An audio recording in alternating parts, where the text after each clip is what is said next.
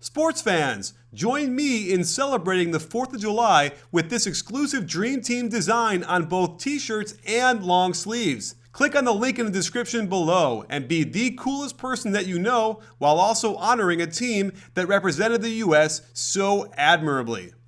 This is Paul George. This is Paul George playing for the Pacers. This is Paul George's agent. This is Pacers GM Kevin Pritchard. Paul George's agent told Pritchard they weren't re-signing with Indiana next year. This is the button you should press to continue subscribing to BBallBreakdown for more great NBA content. This is Danny Ainge. With so many assets, everyone thought he'd have a strong package to offer the Pacers. This is the chair once occupied by fired Cavs GM David Griffin. Somehow it had a decent offer in a three-way trade for Paul George. This is Sam Presti. This is Sam Presti telling R.C. Buford about his proposed trade for Paul George. Notice the smile on Buford's face. This is Larry Bird, former president of the Pacers. Notice the look on his face. And this is Russell Westbrook. This is Russell Westbrook playing for the OKC Thunder. And this is Point Guard College. They have camps all around the country that teach you how to think the game. Once you master the why, you can unleash your inner Paul George on the court in an instinctual way. Find a camp nearest you and sign up now. It's by far the best curriculum for improving your game. So you can run the pick and roll like Russ and spot up like Paul George. Which reminds me, how will these two fit together? Let me warm up the projector. Paul George is a very unique scorer. No other player in the top 20 in scoring scored off screens as often as he did. In fact, his whole attack was so evenly distributed across 5 different categories, making him very hard to guard in his unpredictability. 70% of his screens were set going to his left, which makes sense. Righties are more easily aligned to shoot the basketball this way. George would use the screener to get separation, and if the big didn't step up, hit the mid-range open shot.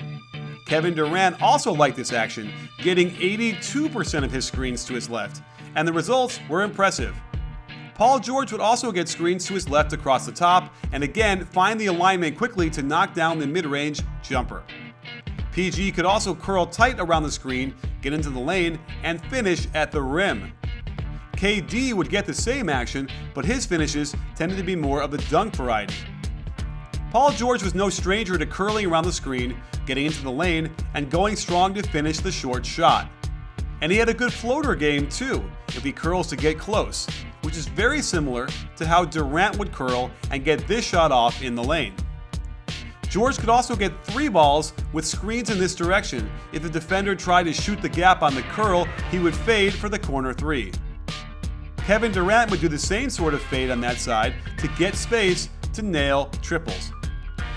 Paul George would also like to get flare screens out top to find open threes, and Kevin Durant had this same action built into OKC's offense for him. I also like this back screen into a curl for a good shot in the lane by Paul George. And there was evidence that OKC had clever offense as Adams fakes the ball screen to get his men out of position before setting that screen for KD to find the hanging jump shot from 15. The thing about KD was that he could come off that screen and find a way to get buckets no matter how tall the opponent was. And Paul George has similar ability to create something from nothing as he comes off this pin down, looks to attack, and eventually finds an opening to release the jumper into the net.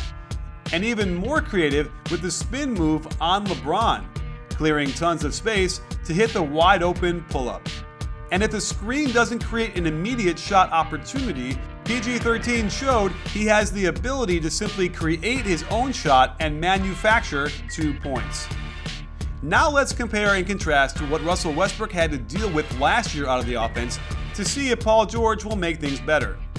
One doesn't have to think long and hard to imagine shots would be much easier when you have PG coming off the pin down instead of Oladipo, who can't get anything going, and sticks Russ with the check.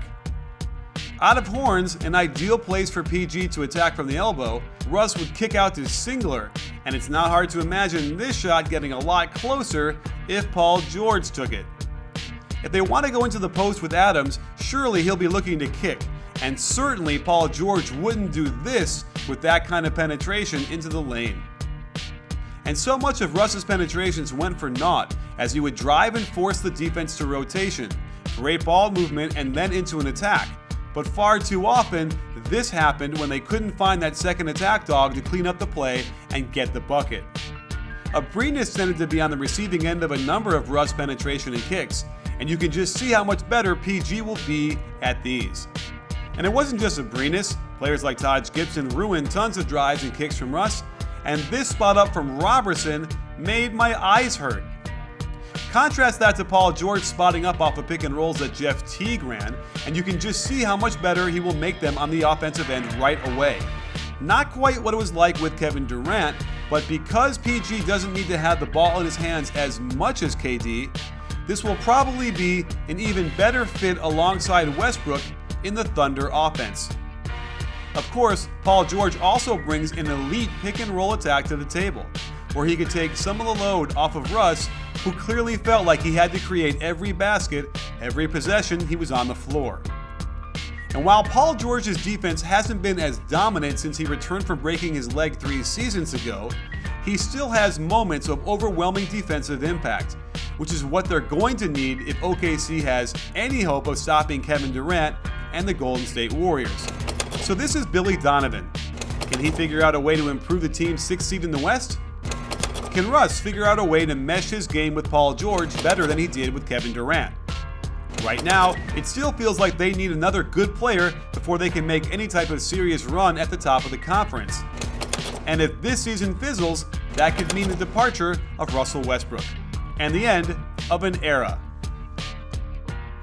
Sports fans, to see more of our great NBA content and analysis, make sure to hit the subscribe button, but also click the bell and adjust your settings so you can get an alert the second our videos drop. Because trust me, you're going to want them hot and fresh. You in?